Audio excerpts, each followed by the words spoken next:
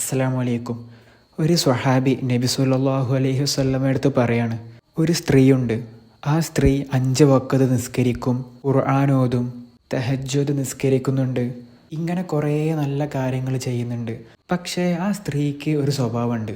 അതായത് ഏത് സമയത്തും തൻ്റെ അയൽവാസിയെ വാക്കുകൾ കൊണ്ട് ഉപദ്രവിച്ചു കൊണ്ടേ നിൽക്കൽ.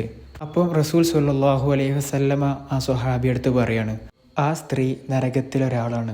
കാരണം ആ സ്ത്രീ നാവ് കൊണ്ട് തെറ്റ് ചെയ്തവളാണ്. സൂറത്തു ഖാഫിൽ പറയുന്നുണ്ട്, മാ യൽഫിളു മിൻ ഖൗലിൻ ഇല്ലാ ലദൈഹി റഖീബുൻ അതീദ്. അതായത് നമ്മൾ സംസാരിക്കുന്ന എല്ലാ വാക്കുകളും മലക്കുകൾ റെക്കോർഡ് ചെയ്യുന്നുണ്ട്. ചീത്ത വാക്കുകൾ ഇടത് സൈഡിലുള്ള മലക്കും, നല്ല വാക്കുകൾ വലതു സൈഡിലുള്ള മലക്കുമാണ് റെക്കോർഡ് ചെയ്യുന്നത്.